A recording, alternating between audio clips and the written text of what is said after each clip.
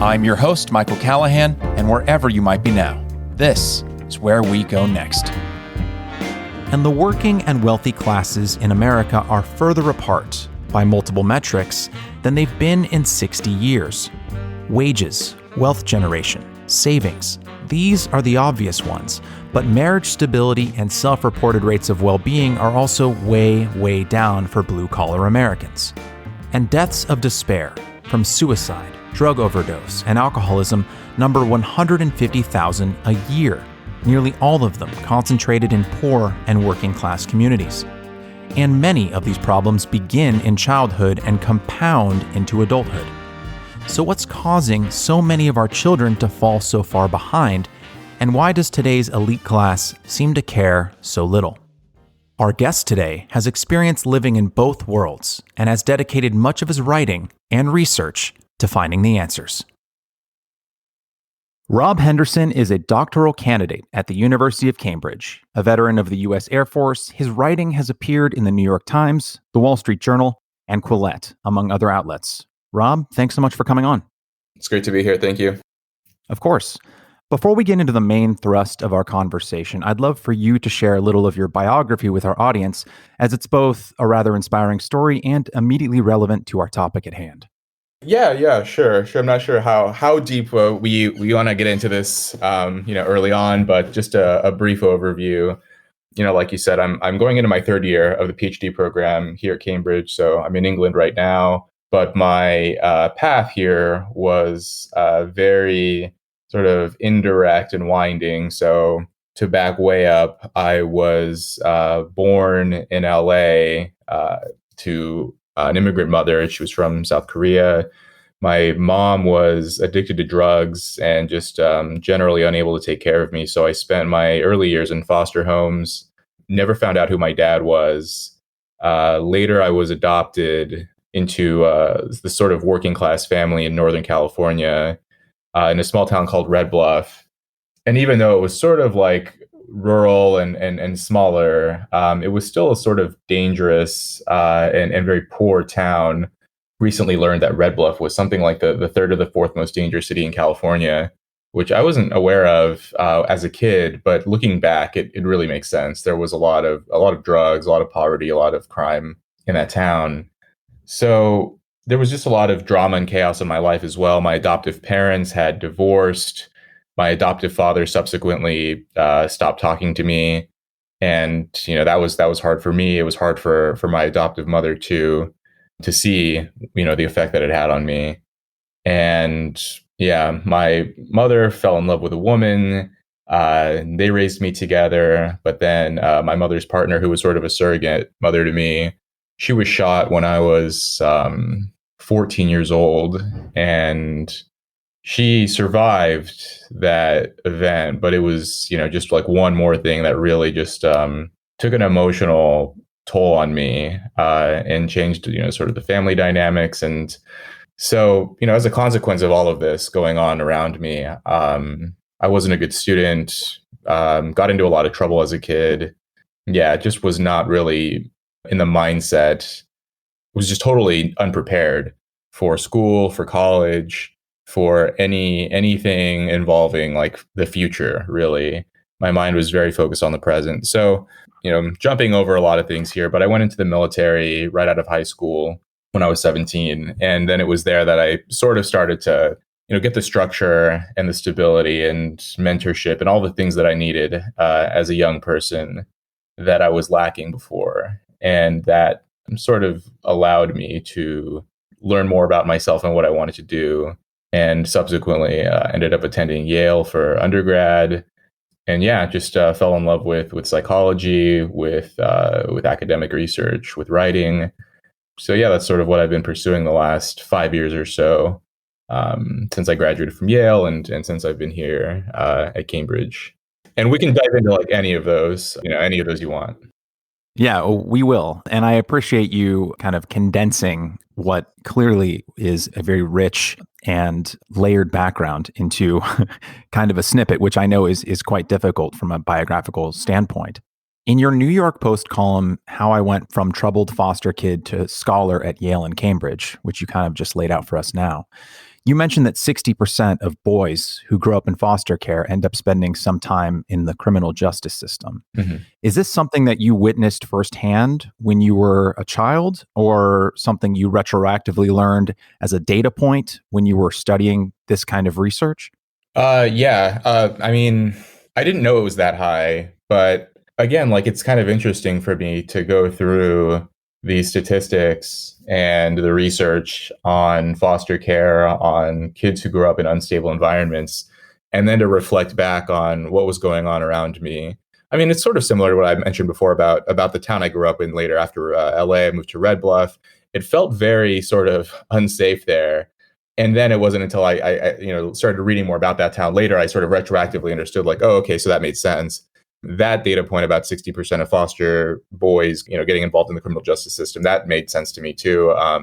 Yeah, multiple of my foster brothers either went to, what we call juvie, or later went on to jail or to prison. I remember I had an older foster brother in one of the homes, and he was 12 or 13, and I was much younger than that. I mean, I was probably 5 or 6, but I remember he left. And so, yeah, this is a very hazy memory, but basically I liked this guy. I mean, it was kind of fun to be around. And he left one day, and then he was gone. And I asked what happened. And one of my foster sisters told me it was something like he was at school with a bunch of other boys, and they lured this other kid like into this alley or something. And then they all stabbed him to death. And then basically like this whole group ended up going to juvie, right? Like the detention center for underage boys. And so that was the explanation for why he was gone. But then later I learned from one of my foster parents that while he was in juvie, he hanged himself, because I think I asked something like, am I ever going to see him again? And they said like, you're not going to see him again. And then they told me why. And that was like sort of how I learned what suicide was. And so, that's just sort of like the most stark and vivid memory I have about like, someone I directly knew who had like experience with that system. I mean, basically like all of my friends I grew up with later on in high school after I was adopted. Again, that was a very poor town in Red Bluff. So my high school friends, yeah, like none of them lived with their parents. It was like sort of very unstable environments for them too, even though they weren't officially in foster care. One of my best friends, I'll just call him Tyler. Tyler was, he was a really good friend of mine. His father was in prison, and his mother was addicted to drugs and couldn't take care of him. So he was raised by his grandmother, which I believe was his father's mom. And then she died while we were in high school, which just crushed my friend. And then later he ended up getting involved in drugs and then like dealing later. And now he's in prison. So, even though he wasn't a foster kid, he was raised in that kind of environment. And yeah, I mean, there's this joke by Chris Rock. I can't remember how exactly it goes, but paraphrasing somewhat, he said something like, if a kid calls his grandmother mom and his mama Pam, then he's going to jail. And that was my friend, basically. That was the exact situation with him. So yeah, I mean, a lot of my people that I knew growing up had sort of brushed up against that system or went to jail or juvie and so on. And although you clearly avoided that fate, I think in the same article from the New York Post, you talk about ignoring, I suppose you could say, for lack of a better word, your academic studies and your duties at school. And you would spend your afternoons, and I'm kind of paraphrasing here, basically getting high in fields with your friend Edgar, if I have his name correct. Yeah. And most of this conversation, we're going to be talking about larger macro data sets, but I do think that it's kind of instructive to speak a little bit more about your own biography, because I do feel, just plainly reading your work, it's clearly influencing the kind of topics you write about and the lens through which you look at these data sets. Looking back now, and I understand that none of us is truly objective when looking at our own lives, was the lack of direction that you had as a young man and as a boy, was it fully a result of being through the foster system, or was it something else? Because you do speak about how there was some stability between especially when you had your adoptive mom and Shelley, who were living together. Obviously, when your original adoptive parents divorced, that was chaotic. But it seems like you did have some level of stability there, at least before Shelley was shot at the gun range, I believe is where it happened. Mhm. Is there a connection between the stability you had, or a lack of connection between the stability you had even in that foster setting and the kind of things you were getting up to during and after school? Or looking back, what do you think was driving your behavior and was causing you to perhaps not really invest or care about school?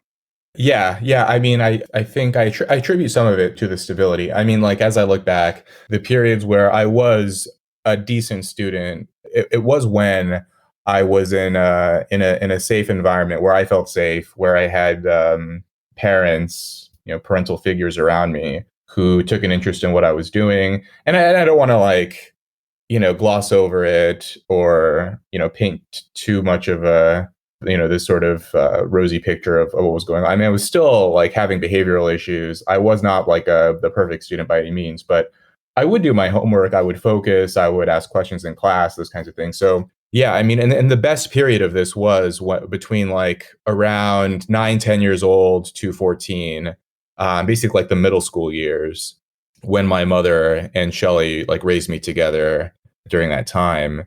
And yeah, I mean, I look back on those years pretty fondly because I had that sort of stable home life. It was like, a sort of, quote, traditional family environment. I mean, other than the fact that my mom was gay, but, like, that aside, granted, that was, I guess, pretty unusual during that time in that town. This was the early 2000s, that period. But I mean, the family itself was like dinners every night, family dinners. My sister and I, like, we'd take family trips together. We would watch movies together. They would ask us questions. They were just, like, involved in our lives, sort of attentive and engaged parents would be.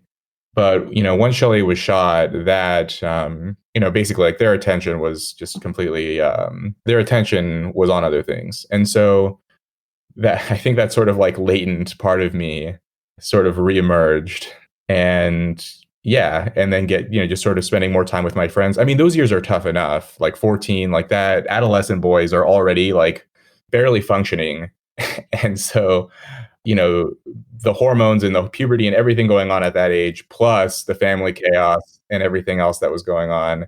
Yeah, spending time with my equally kind of dumb friends, feeding into each other, encouraging each other to do plenty of stupid things. Yeah, I just think that sort of chaos and lack of direction, it was all connected. And it was part of why I wasn't such a good student. Bridging your personal experience to kind of the stuff that you write about and research now, you've written across a variety of topics, and most of them seem to carry an almost anthropological framing, whether it's your recent New York Times article, quote, "Everything I Know About Elite America I Learned from Fresh Prince and West Wing," which is about growing up watching TV show portrayals of middle and upper class people that shaped your own kind of working class expectations, or how via another New York Post column, you noticed that, quote, "Luxury beliefs are the latest status symbols for rich Americans," which was a phenomenon that was being flaunted at your alma mater, Yale. But there feels like there's an undercurrent there, a young man grappling with what a stable family or a stable upbringing would look like, how our society talks or doesn't talk about the importance of that stability, and how the wealthiest among us publicly deride traditional family structures while enthusiastically pursuing and replicating them in private. And there was this excerpt from a 2009 National Affairs article that you posted on Twitter that actually prompted me to reach out to you. And this snippet in particular shocked me. Quote, "If the U.S. enjoyed the same level of family stability today as it did in 1960, the nation would have 750,000 fewer children repeating grades, 500,000 fewer acts of teenage delinquency, 600,000 fewer kids receiving therapy, and 70,000 fewer suicide attempts every year," end quote. And so while we'll touch on a few topics today, I'd love for that to sort of be the main thrust of our discussion. And how does family structure, in your view, and stability affect children? That shocked me too, that excerpt written by Brad Wilcox, who's a sociologist at the University of Virginia, who's written a lot about family and marriage, very interesting essays from him. And so, yeah, to your question, I think it's huge.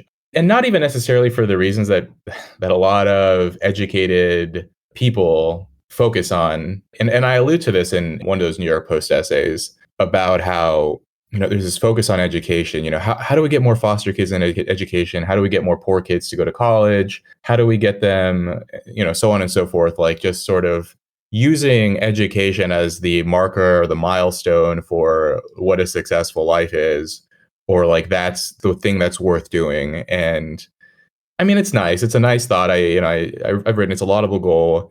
I don't see anything wrong with it, but I do think that there's too much attention paid to that goal alone.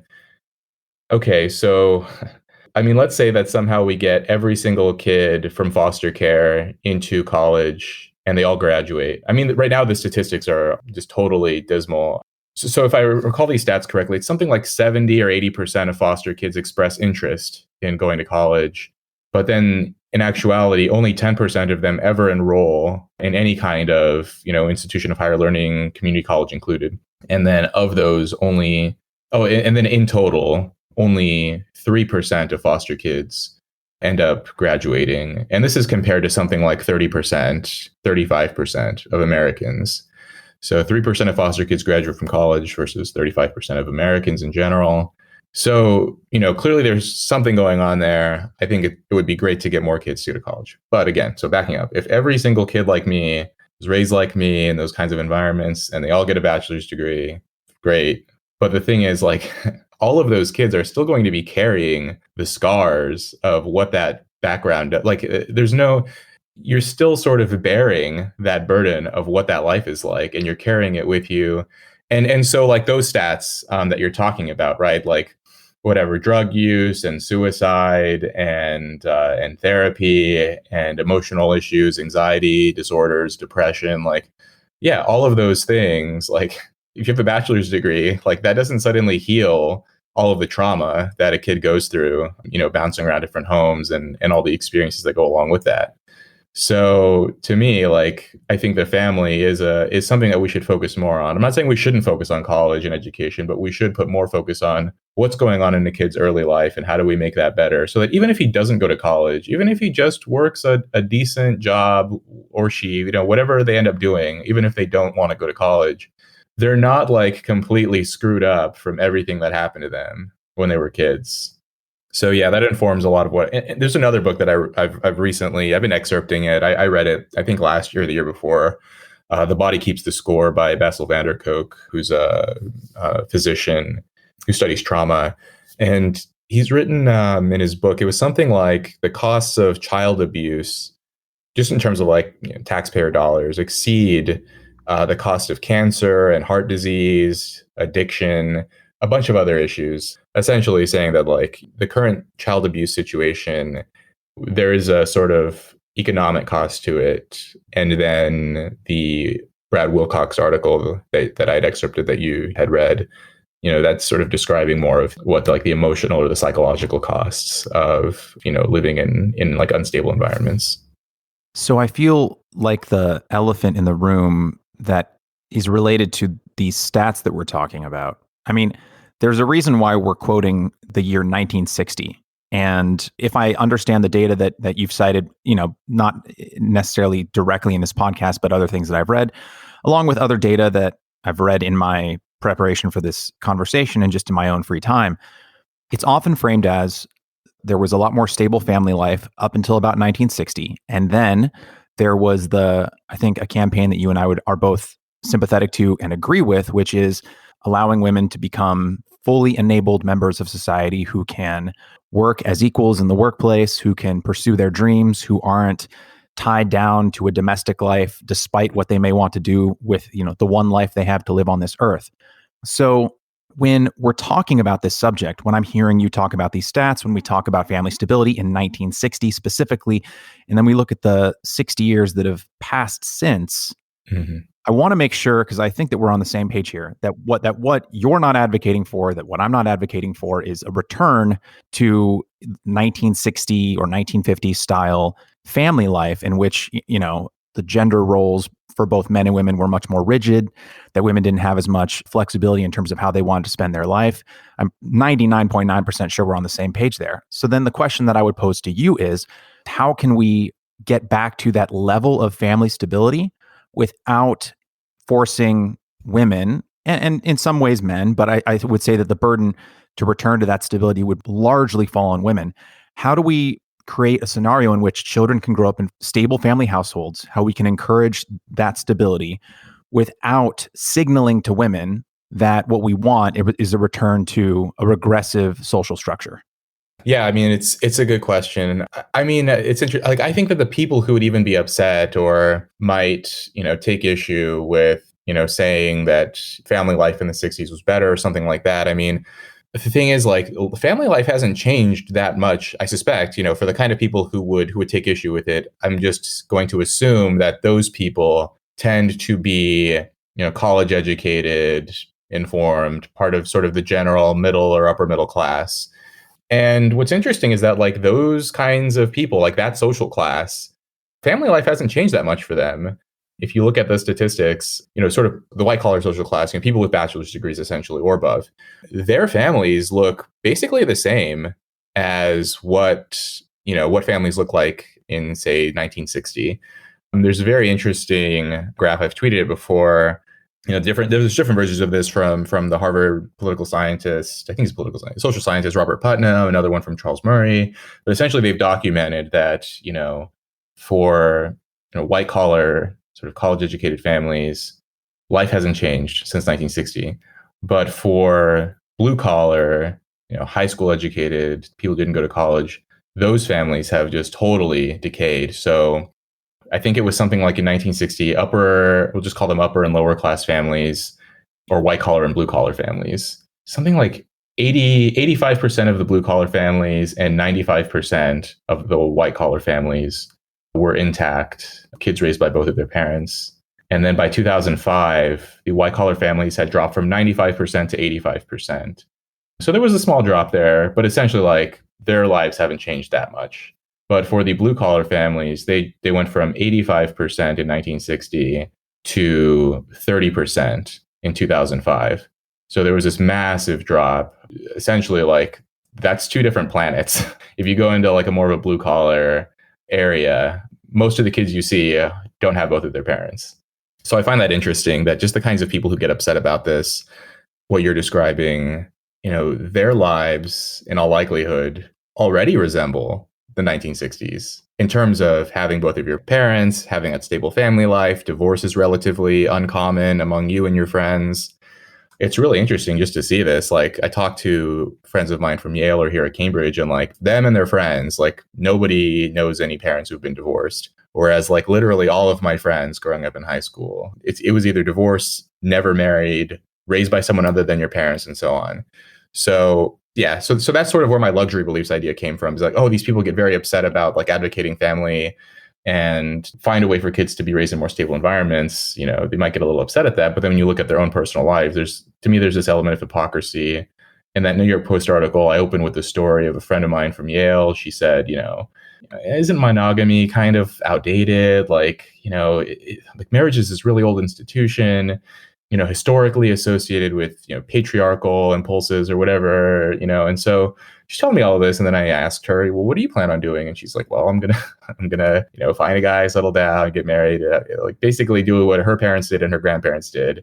So she's espousing and broadcasting, these sort of avant-garde, trendy views about monogamy and marriage being outdated. But then she herself is going to be doing the same thing, sort of the more traditional family path.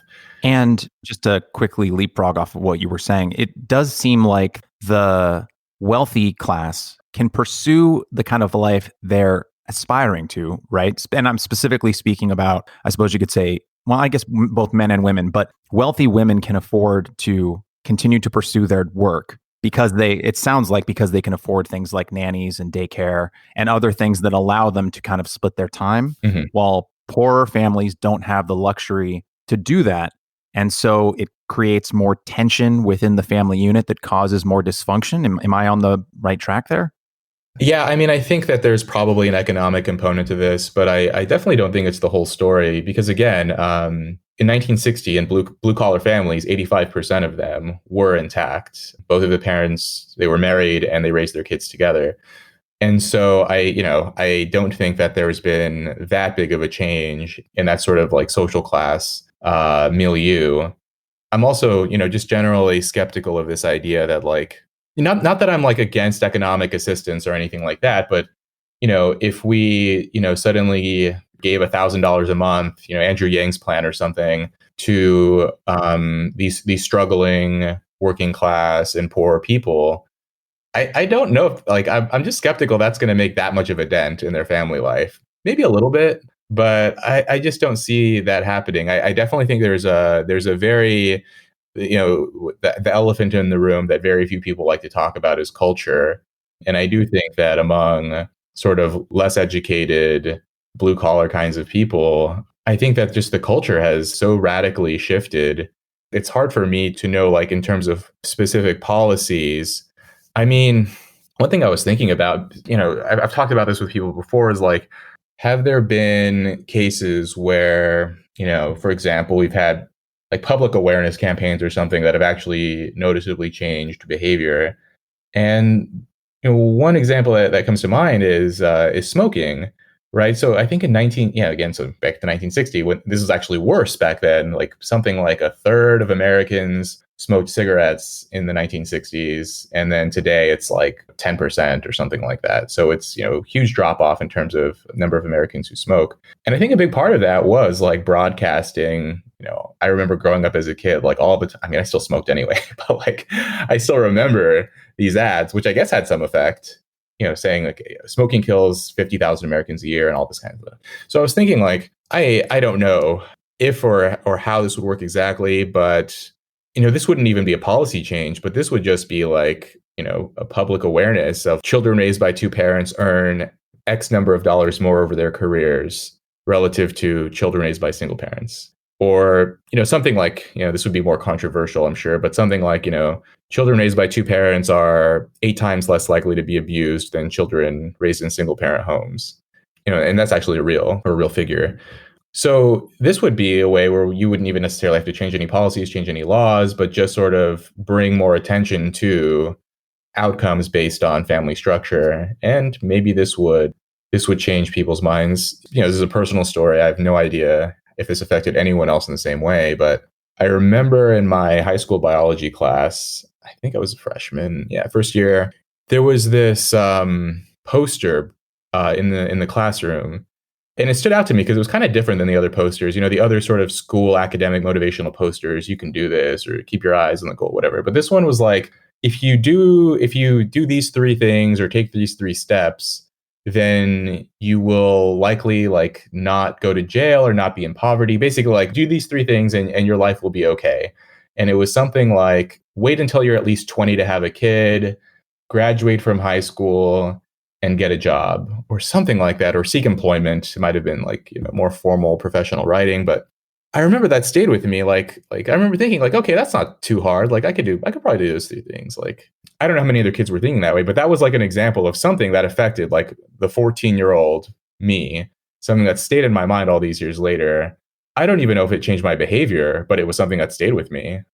So I think something like that might have some effect in the aggregate if we sort of broadcast these messages on a bigger scale. I think that something like along the same lines, politicians and prominent public figures could talk more about the importance of family.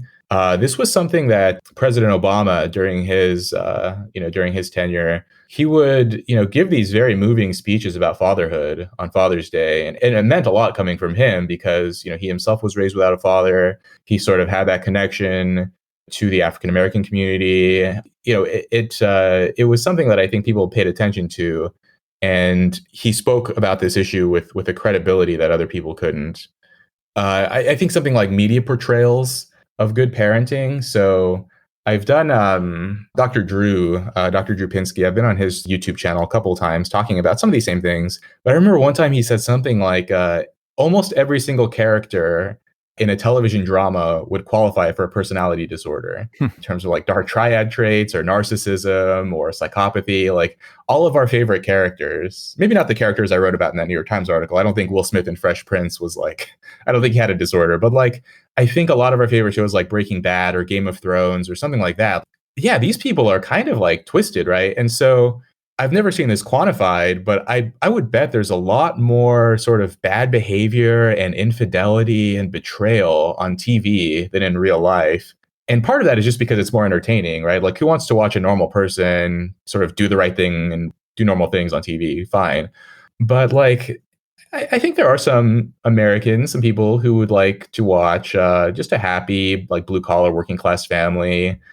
Like I know like Roseanne or whatever got in trouble recently, but like something along like Roseanne of the 90s, like that kind of sitcom that could be sort of a version of that could be done today, of like a struggling family trying to keep it together, and they love each other, and just sort of positive messaging. I think a lot of people would enjoy something like that. I think these are phenomenal ideas, but why I am cynical about them is because I read your work. and Okay. and what I mean by that is, based on a lot of the writing that you've done, it seems clear to me that for a kind of a functioning society, and it seems like this happens across all societies, is that whoever the elite class is sends out signals to the rest of society, and then those signals are oftentimes absorbed and replicated by the working class, right? You touch a bit on this in your article about Fresh Prince and West Wing and how that kind of influenced what you strived for as a kid. And you can see this replicate even in terms of naming children, right? And it's almost like a whack-a-mole game where wealthy parents will name their children, I don't know, like Kayla, right? For like a few years. Then that'll start trickling down. Working class families will begin to name their children Kayla. And then wealthy families, seeing that now poor kids are being named the same name as their rich kids, will change the name. And so you see this lag where wealthy parents will name their kid a thing, and then working class families will name their kid that same thing aspirationally, and then the names will change again. And it seems like the era where the wealthy or elite class, however we want to name them, were interested in broadcasting what a healthier or right or more successful way to live was to the working class. It seems like that's been kind of dead for a few decades, and that while the wealthy class is still practicing those same techniques, those same traditions, you spoke about this in terms of marriage rates, that they're broadcasting something entirely different and counterproductive to the working class, even though that's not what the wealthy class is doing. To go to the Dr. Drew podcast that you mentioned, which you've been on a few times, in a discussion that you had with Dr. Drew and Adam Carolla, you touched on another stance that the elite class espouses in public but shuns privately, which is fat acceptance. While declaring that one can be healthy at any size, you commented that privately, wealthy and well-educated people harshly judge those who are overweight and obese and go out of their way to personally live a healthy lifestyle themselves. So in the past, the do as I say, not as I do hypocrite was often a moral figure, right? Perhaps a religious leader railing against extramarital affairs or homosexuality, only to be caught later cheating on his wife with another man. But now, this sort of talk is trafficked through a lens of acceptance, diversity, openness, inclusion, but the people advocating for these practices rarely actually practice them themselves. So if the elite know that eating right and getting married leads to better life outcomes, what is motivating their counterproductive messaging? Who are they attempting to impress? Because everyone in their social circle is doing the quote unquote right things. So the hypocritical pastor was putting on a veneer of morality because his congregation expected it from him. But who are elites preaching to, and for what purpose? Yeah, I think they're mostly preaching to each other. I don't know exactly how it became fashionable or trendy to, for example, the fat acceptance movement. I know multiple people, students or graduates of elite universities, who publicly, like, they've sort of made these comments about fat shaming is wrong and all this stuff. But I know in their private lives or in their personal lives, not even as private, but like, they're gym fanatics or they're avid runners. They're on some kind of weird, they're on the keto diet or something. Like, they're very careful about their image and their appearance and their diet. But like, how this came to be, where like on the one hand you're sort of espousing these views that are sort of like not really what you personally practice or the people around you. Like, very few, like, I mean, if you just look at obesity rates, right? Like, at least in the US, things have kind of changed in the last, I don't know, 50 or 100 years, where now it's income is sort of negatively correlated with obesity. So the less money you have, the more overweight you tend to be. But if you like, I would bet like, I've never asked actually, I should ask this, but like the guys I went to high school with, I would be curious if they've even heard of the fat acceptance movement or, fat shaming or these kinds of things. And like in that community, there are more overweight people. Whereas places like Yale and Cambridge, for example, like there are very few overweight people. But these are the kinds of places where you are most likely to meet people who are very, very against fat shaming and commenting on people's weights. So how this came to be, though, is interesting. I mean, I think what you said before about, there's this sort of whack-a-mole or this sort of like Red Queen thing where you're just running as fast as you can to stay in place to make sure that you are continually above everyone else. If the people below you adopt a belief, you have to change it and update it somehow. I mean, it's possible. Like we will see, for example, fat shaming trickle down that belief. And then once it becomes accepted in society that you're not supposed to do this, the elites will sort of update and change. And yeah, it would be really interesting in say like the next 5 to 10 years if suddenly the elite started caring about obesity as a health issue again. Once like blue collar people, lower income people, continue to become more overweight and start espousing these views. And then the elite will say, oh, actually, maybe we should bring back some kind of social judgment to help people. That would not surprise me at all if that came back. So yeah, I mean, this is all very interesting stuff. Yeah, if your skepticism, I think, yeah, it might be warranted to some degree. But I mean, I guess like one thing that I'm trying to do with this writing is to shine a light on it. A lot of people, I think, don't think that deeply about their own beliefs and the things that they say and espouse and why they come to believe it. Myself included. I'm not, setting myself apart somehow. I'm sure I have tons of sort of unexamined assumptions that I'm not even aware that I'm, just sort of living by or thinking.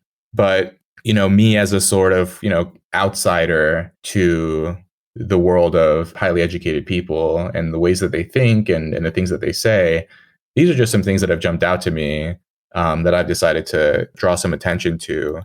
And maybe, I don't know, maybe if people become aware of this and the outsized effect that they have, I think a lot of the elites like to downplay their own influence or sort of like a common sort of fallback among, and this is interesting because it's sort of on the left and the right, this sort of common fallback is like, well, even if there is some kind of like people still have to take some responsibility for their lives, or people still at the end of the day are making their own choices.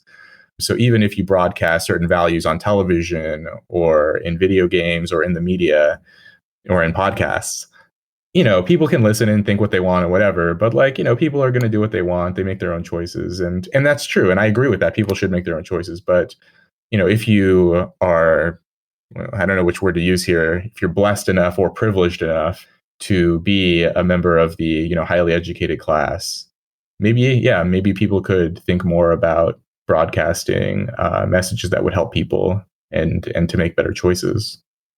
Yeah. And why this has become such a important issue for me is, I'm not some kind of Ben Shapiro stan here, but the kind of things that he advocates in terms of family structure. I mean, the bullet points you listed from that poster, I mean, you could rip those right from a Ben Shapiro podcast. And I don't think that's a bad thing. What is shocking to me is why isn't that information being replicated on the left as well as the right? Why has it become a partisan issue when it should be nonpartisan? We don't have to shame single mothers. We don't have to shame foster parents. We don't have to shame households that aren't blessed or privileged enough to have two families in them, to also advocate the fact that having a stable family, having two parents in the household, creating a safe space for children to grow up and be loved should not be just a conservative talking point. Why it's infuriating to me is because I consider myself, I feel less and less like this every day because I talk to my friends and some of the stuff that I'm saying right now, they would consider abhorrent. Like, how dare you advocate? It's absurd. How dare I advocate for, a more traditional family structure to provide a safe place for children? I don't know if there is the kind of buy-in from the people who create media in 2020 because they would fear that they would be judged by their peers, the other people in the writing room, right? I come from the entertainment industry. I cannot see a television show dedicated to a stable family life that is not on a network like CBS that is specifically geared towards a more conservative audience. And I wouldn't have a problem with that necessarily if I didn't know that all of the writers and all of the people in the entertainment industry while they poo-poo it publicly, do it themselves. It's the hypocrisy that upsets me. And that's what I'm trying to figure out, and why your writing, I think, has been so instructive. And I'm just trying to figure out how we get back to a place where people who are in positions of influence feel comfortable telling other people to live how they themselves are living. Does that make sense? Yeah. Yeah, it makes a lot of sense. And you're bringing up an interesting point here. And so this is sort of the more, I don't know, the academic side of me coming out here based on all kinds of interesting research in psychology. People don't like to adopt and espouse the beliefs of people they perceive as their adversaries, their enemies. And I think there could be something going on here where, like, okay, so the people, probably on average, I don't think this is controversial to say, like, people who work in the media and entertainment industry on average are probably more left than the median American. And so perhaps for them, because somehow, family and espousing these sort of family values, say, has become associated with the right, you don't want to be, quote, tainted by, expressing those views yourself. And so one way to sort of signal to other people that you are not a conservative, a very simple way is to say something like, isn't monogamy outdated? Suddenly you can tell a lot more about a person just by saying that. You can probably predict their views on all kinds of other social issues just by those words alone, right?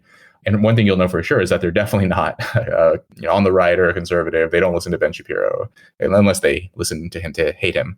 And so I think that it should be more of a bipartisan issue. There are certain things that are bipartisan, and I don't know why this can't be one of them, where people can come together and agree that, like, we should start thinking more about how kids in this country are raised and what their experiences are like. And I think a big problem with it, I don't know if this is a problem, but like one reason for it anyway is, kids can't advocate for their own interests. They can't vote, they can't politic and come together and draw attention to the plights that they experience. And I'm not even saying that they should, like, I'm not like advocating for lowering the voting age or something like that, but I'm just saying, like, this is one reason perhaps why children's issues are so often overlooked. In one of the New York Post essays, I quote from Nicholas Christakis, who's a sociologist and physician from Yale. He said something like, if you look at policy, like child policy in the US, almost none of it has been formulated with the children's best interest in mind. It's been primarily driven by adult concerns. Adults think, well, what do I want? What's best for me? What's going to make me happy? And there's not much thought given to, what's best for kids and, what should be done to make sure that they live a decent life. And then anytime kids are brought up, again, it's sort of like, how do we get them to go to college? How do we, get them to make more money, as though like education and money are the most important key variables that, determine whether a person can be happy or to live a fulfilled life. There's this guy, Chris Arnade, who's wrote an interesting book called Dignity. Mm-hmm. The subtitle's Seeking Respect in Back Row America. And essentially, like, the book is sort of photographs and exposition on, what life is like among poor communities in the US. And he traveled all over to, sort of working class, white communities, Black communities, poor people everywhere. And one of the things he sort of stresses repeatedly in this book is that, like, these people don't value the same things, not all of them anyway, value the same things as people who live in middle or upper middle class coastal cities. Not all of them want to leave their town and go off to college and settle in LA or New York or something like that. Like, a lot of them just want to work a decent blue collar job, make a living wage, and stay home with their, raise a family there. I don't think there should be anything wrong with that, to think more about how can people live a good life without necessarily having to go to college. And yeah, this is an interesting debate that I keep seeing sort of danced around, is why should you have to go to college to live a decent life? But yeah, I think the partisan issue, that to me is perhaps a key reason why, the elites or the well-to-do, who tend to be more on the left, why they might be skeptical advocating family values. You just don't want that contamination, which is, I think, like, sort of short-sighted and petty and tribal, but all of those things are part of being human. I think we can overcome them, but first we have to think about it and reflect and then try to do that. Yeah, I wonder if some of the left's reticence to talk about all the stuff that precedes a college education is an allergy to talking about individual actions versus structural results. Like if talking about college or talking about an educational system is more about something at the societal or structural level, rather than having to dig down into, okay, who are the individual people who are most deeply affecting this child's life when they're 4, 5, 6, 7, 8, 10, 12. And I wonder if that's part of it. But if you took this exact thing and just tweaked it so it's something else, it's not traditional family structures, it's vaccines. And if, the left and right were aligned, and I think this is probably rather topical right now, the left and right were aligned on the importance of vaccines, but then for some reason the right got especially vocal about how amazing vaccines were and how if you took vaccines, your child's going to be so much better.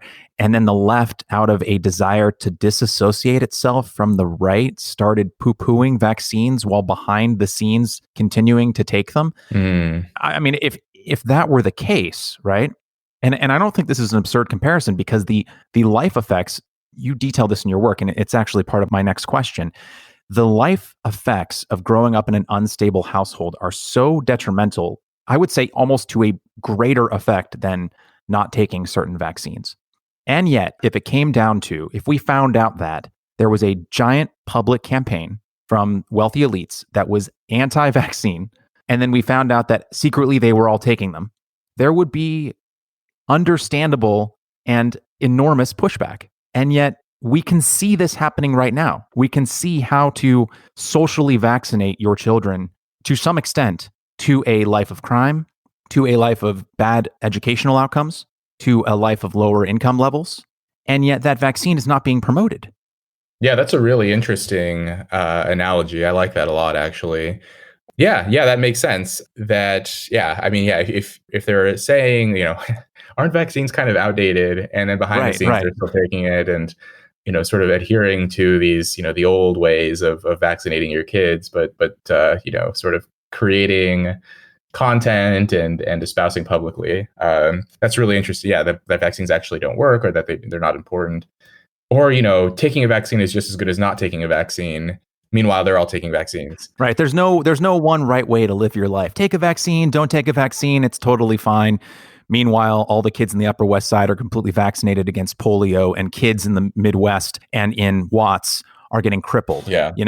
It's almost the same thing. If you really if you think about the life outcomes that happen from living certain ways. And again, I have to explicitly say that this is not a judgment on anyone who comes from that kind of background. I'm speaking with you. You've done quite well. I have friends who come from working class backgrounds, and they come from areas in which their mothers and fathers are really trying, but they've been misled. Yeah. And it's heartbreaking. I want to go back to that rather stunning stat from your New York Post column from earlier. The 60% of boys who grow up in foster care end up spending time in the criminal justice system. In that same column, you wrote, quote, another study led by Amy Dworsky at Chapin Hall, a policy research center at the University of Chicago, found that by the age of 17, more than half are arrested. And in that same column, you cite a National Foster Youth Institute study, and I think you referenced this earlier, that found that less than 3% of former foster kids graduated from college. Mm-hmm. Now, in an excerpt from the book that you also referenced, The Body Keeps the Score, you quoted a passage that said, quote, children who lived in London during the Blitz and were sent away to the countryside for protection against German bombing fared worse than children who remained with their parents and endured nights in bomb shelters and frightening images of dead people, end quote.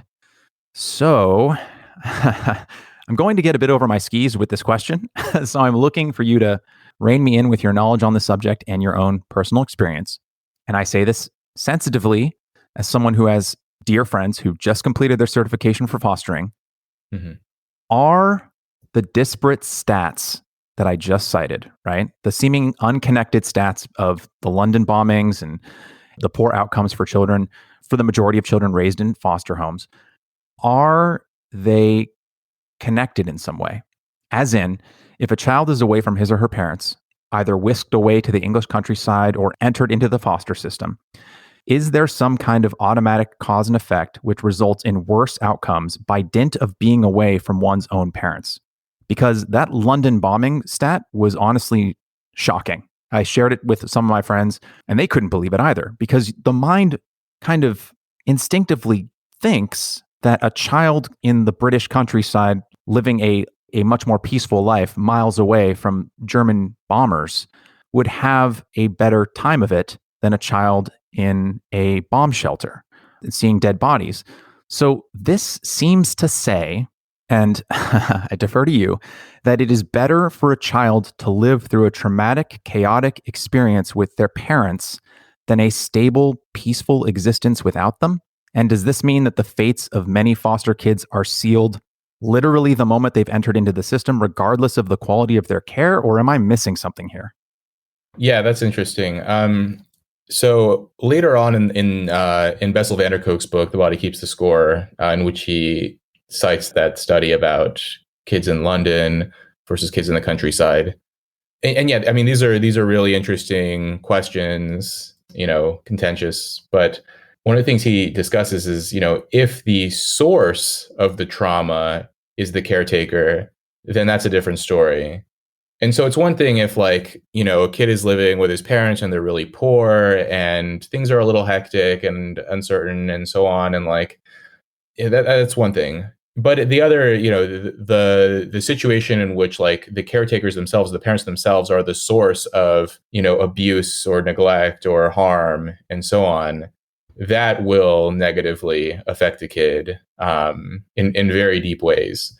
So there's a difference, I guess, between sending a kid away versus keeping them with the family during the German Blitz in London versus what to do with a kid if, he's being physically abused by his parents, whether or not the kid should be taken and placed into foster care. So this is and it's a question. I mean, I've talked to some people who work in policy, with foster care about what is the threshold by which caseworkers, social workers, how they determine whether or not a kid should be removed from their parents.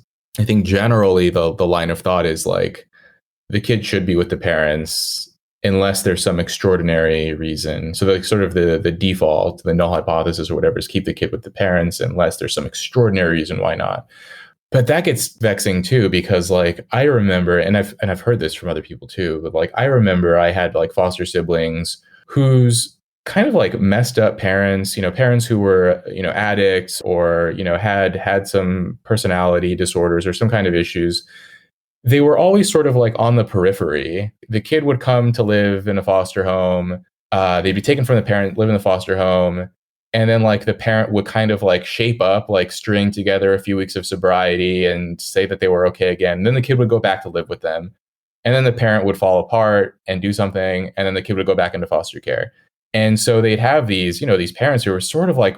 And this gives the kid a lot of I think this is a problem for kids because they don't know well, maybe this time, mom will be okay and I'll be able to live with her forever, or maybe not. Or am I going to stay in this home? Or where am I going to be next week? And this is actually one of the reasons why. So for a long time, I thought I had only lived in 5 different foster homes as a kid, but I'd actually lived in 7. I lost track. Part of it was probably just the trauma of moving around every few months and not being able to just know where I was going and just total instability about not just what house I would be in, but who was in the house, right? Different kids were always moving in and out of the houses that I was in. And so one of the reasons why they move kids so frequently like that is so that the kids do not get attached to those foster parents, because sometimes what can happen is a kid will move in with a foster family, they'll stay with them for a few months, and then the parent comes back on the scene. But now the kid has developed this loyalty to these foster parents. And then this can create some problems about custody and the kid and so on. And so the idea is, well, let's just move the kid around a lot so that they never get attached to any of these people, just in case the parent comes back. But in my case, there was no chance of my mother ever coming back. So I was moving all the time without that. But I mean, when should kids be removed? Are they better off in foster care versus not? I mean, I think that the system is messed up in a lot of ways, but such as it is, probably for most of the kids, I think that, being with a foster parent is better than living with a very sort of, just a caretaker who's also creating trauma for the kid. So if I understand you correctly, living with your biological parent, let's say, in a environment that is externally chaotic, a dangerous neighborhood, Mhm. But the family unit itself, either the mother and father, the mother alone, the father alone, et cetera, whatever combination we're talking about, if that is stable, the external chaos doesn't seem to have a huge effect on the child themselves. It's when internal chaos or internal disorder that happens at the hands, sometimes literal or figurative hands of the parent, that's what's most detrimental for a kid. So basically, if the kid in the bomb shelter was also being emotionally or physically abused by their parent, then the countryside would be better. Right. But if it comes simply down to being with your parent in an externally chaotic environment like a bombing versus being away from your parent in a stable setting, it's always better to be with the parent. Am I understanding that correctly? Yeah, I don't want to, I don't want to say always Maybe or not never, always, right? but like Right. on average, I would say that's the case. More often than not, yeah. More often than not, it's better for kids to be with their parents, and ideally with two parents, with both of their parents, because that's just sort of like the data on that. I mean, that's just clear that kids in two parent families tend to fare better on all kinds of different measures, and not just in terms of educational or economic measures, but also in terms of just like rates of depression, suicide attempts, all these other kinds of things, anxiety disorders. Yeah, they're just better off. Teen pregnancy as well. I just read this really interesting study. I mean, I read it a while ago, but I just sort of re-examined it. But the study was basically like they looked at a bunch of a huge data set, but essentially, just to simplify somewhat, the researchers looked at pairs of sisters. There was an older sister and a younger sister, and the elder sister lived with her parents basically throughout her childhood until she left the home. And then the researchers looked at the younger sister, who at some point during the parents' marriage, they divorced. So the younger sibling witnessed the parents' divorce while the older sibling was already out of the house. And then they measured, one of the things that stood out, but I think they measured a few different variables, but one was teen pregnancy rates. The younger siblings were significantly more likely to experience a teen pregnancy relative to the older sisters. So in this case, it was interesting because they sort of like, to an extent, controlled for economic, family environment, social class, to some degree, genetics as well. And so the key variable was, the causal variable was whether or not the kid experienced a divorce. So even in those kinds of situations, right, there does seem to be an effect of an unstable family environment on kids. We've talked about luxury beliefs to some extent throughout the course of this conversation. You've referenced it a few times. But for our audience who may not understand what you're referencing, you're speaking on a couple of essays that you wrote about the belief systems that you were first introduced to when you went to Yale that seemed to be explicitly part of a certain kind of class structure. Can you talk a little bit about what luxury beliefs are and how they play out in the class divide between the wealthy and the working class? Luxury beliefs. This is a term that I had come up with after witnessing sort of some of the thoughts and customs and habits and beliefs of highly educated people at places like Yale. And so I define them as ideas or opinions that confer status on the upper class while inflicting costs on the lower class.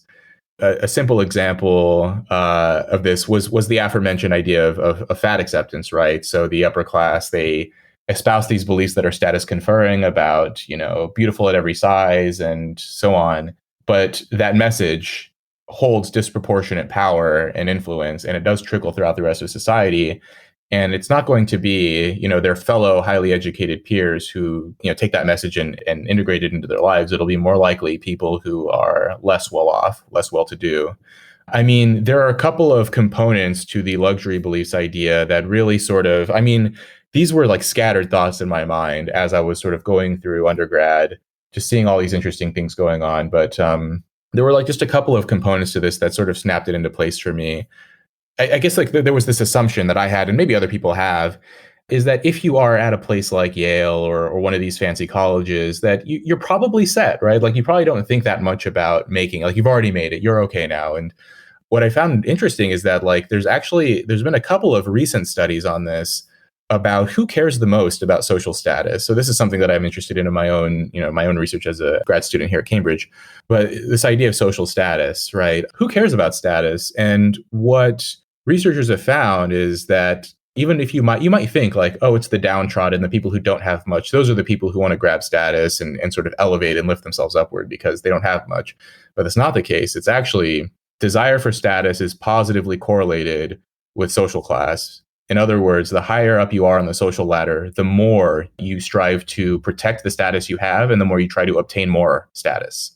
And this actually, even if intuitively that sort of maybe doesn't make sense, in terms of my observations, it totally made sense.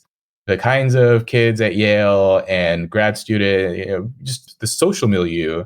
I mean, these people are very often, not all of them, but very often, more than I've seen anywhere else, obsessed with getting the right internships, getting the right jobs, wearing the right brands. So I'm sort of sticking to like this sort of professional economic realm here, getting into the right, of course, the right university, but then also the right grad school, the right med school, the right law school, being seen with the right people, taking the right Instagram. I mean, like I've seen people take an Instagram photo, do a bunch of different filters on it, and then spend unnecessary amounts of time trying to find the perfect quote from, some writer from the silent generation, some like Faulkner quote to put alongside the caption for the Instagram picture. And no one else I know, like, no one back home that I know, that guys I grew up with, they don't do that. So there's this obsession with status. So that's sort of the first part of it is like, okay, they care a lot about status. The other part of it is that I sort of hypothesize, I speculate that I think it's not as cool as it used to be to broadcast status with material goods. I think there's something a little tacky about it. I think some, like within some niches, some celebrity, whatever, like you can sort of get away with it. But by and large, I think today it's less cool than it was 100 years ago to demonstrate and display status with material goods. Back in the day, if you read, Thorstein Veblen, who I draw a lot of inspiration from, he was a sociologist from the late 19th century, or Pierre Bourdieu, who was a French sociologist. They documented how, these rich guys in the early 20th century or whatever, late 19th century, would wear tuxedos and they'd wear a pocket watch and a monocle and ensure that, they had a butler and all these servants. And so they were sort of seen as having status, being seen driven, like having a driver was an indicator of social status. I think today there's this sort of anxiety and the discomfort with showing off in that way. But of course, the upper class is always going to want to distinguish themselves. And one way to do this is with beliefs. So to me, I think beliefs, a quote that I used, I think this was in a Wall Street Journal op-ed I wrote, was that beliefs are the new powdered wig, or maybe luxury beliefs are the new powdered wig. So now it is an indicator of your status, the kinds of beliefs you hold, the ideas you espouse. Some people say like, well, aren't beliefs cheaper, right? Like tuxedos are expensive at least. So if you're wearing a tuxedo, people know, okay, you have money. Beliefs, well, can't anyone copy a belief? I hear a luxury belief. Can't you just copy it? Like, does it really have value? Is it a costly enough signal to indicate that you are a member of the upper class? And I say that it is because, you have to like spend a little bit of time, more than a little bit of time, absorbing these messages to convey them in the right way. You have to sort of read the right books and listen to the right podcasts, follow the right Twitter accounts, marinate yourself in the educated class before you can express your beliefs about, contentious social issues or even not so contentious social issues in a way that codes to fellow elites that like, oh, you're one of me. I know that you went to an expensive college too, or, you also listen to NPR or whatever it is, or, you read the Wall Street Journal. So those two things together, beliefs have sort of, to some degree, replaced material goods as indicators of status. And then the upper class cares more about anyone else about that. To me, it's sort of click like, oh, this is what's going on here. This is why, like you'll hear very outlandish opinions that you won't hear anywhere else in, highly educated social circles. Yeah, two observations in regards to what you just said before we get to our final question. From about 2013 to 2018, I dated a woman of color from a rather elite background who studied critical race theory. She was a lawyer, et cetera. And so I'm from a kind of a middle class background. So I was exposed to a lot of environments and a lot of people who were much wealthier than me. And, oftentimes I would be one of, if not the only white person in the room, which wasn't a big deal to me. But what I did notice as someone who on a day-to-day basis would mostly work with blue collar, Black and Hispanic, and some Asian guys who had high school only education, were largely from Long Beach, Compton, and Watts. When I would be in the elite circles, right, of again, mostly POC, they would talk a lot about their oppression. And then when I would be, shooting the crap with my colleagues at work, they mostly talked about video games and anime. But they were from the actual classes and environments and neighborhoods. I mean, it was not uncommon for me to hear just like casually one of them throw off that like they had been shot when they were 12 and then like show me the bullet wound, or that one of their friends had died in a drive-by, and just say it so matter-of-factly and then go back to talking about like Yu-Gi-Oh! Or I don't know anime that well, but or Dragon Ball. And then to go to, some cocktail party where I feel a little bit like an imposter and I'm trying to keep up. And they're endlessly talking about, and I know that there's truth in what they were saying. It can be hard. I don't want to dismiss that, but they would talk about what a hard time they had at Yale. Yeah. It was such a disconnect going from one environment in the daytime to another environment at night and hearing one group pretend to be the other. And it was very disconcerting. And you can see that kind of signaling that you're talking about with like a term like Latinx, where I saw this Pew Research study, I think from August, that said that 25% of Hispanics in America had actually heard of the term and 3% use it. And yet every NPR article, every ABC article, every Twitter trending topic uses the word. Right. And you would think that it was ubiquitous, and yet it's completely not. Yeah, I mean, I think that gets to the idea of social signaling for sure. I mean, yeah, it's really, yeah. I mean, what you're describing, I saw that similar phenomenon in undergrad as well. So I lived off campus, and for maybe listeners who don't know, like New Haven, Connecticut is actually like a very poor town. There's a lot of poverty. And so, but Yale itself, like there's like what we call like the Yale bubble. The campus itself was pristine and beautiful, idyllic. They had a lot of security around it to make sure, kids were safe there.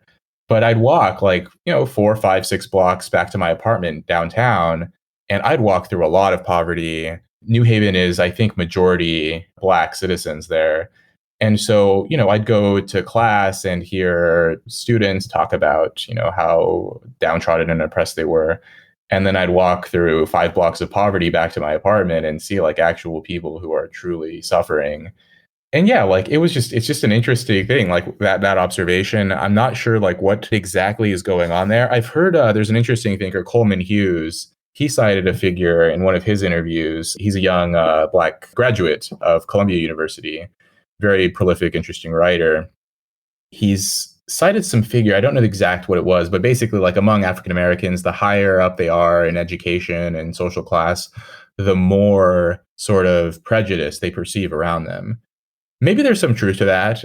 Presumably, if you're sort of lower income, you're maybe more around people like yourself. And so there's just less of that. Whereas the higher up you go, you probably are around more well-to-do affluent whites who may express some offensive attitudes and beliefs.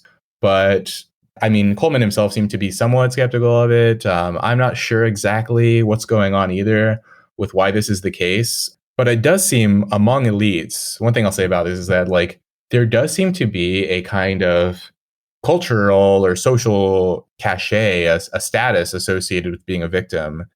And this is something I've written about too, is that like Yale was the first place anyone told me I was a victim, right? Like I went through a lot of stuff, fine, but like I never thought of myself as a victim. And in fact, I explicitly remember adults telling me like, do not embrace that mindset. Like that will be poisonous for you later. But then I get to Yale and like, I tell people like what I went through or whatever. And they'd say like, man, like, you were a victim of the system and like whatever. And yeah, just like hearing those kinds of things is just so different. And so I had to learn like, okay, well, this is how people can gain some social validation here. Like one way I could have done it is to just like really lean into this foster care story and twist it into like an oppression narrative of like me against a sort of racist system or something like that. And yeah, maybe that might have been very successful.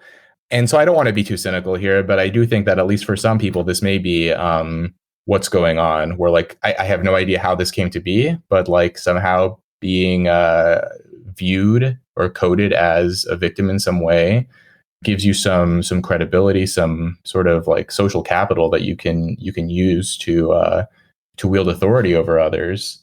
And some people have speculated that this might be why. I mean, like I don't actually know how widespread this is, but I keep seeing it come up where these kind of like young white female academics. And, so basically like there's a bunch of like kind of Rachel Dolezal kinds of people now being, I don't know, discovered or exposed or something in academia, where sort of young white women will like claim that they are, Black or Latinx or some kind of, POC.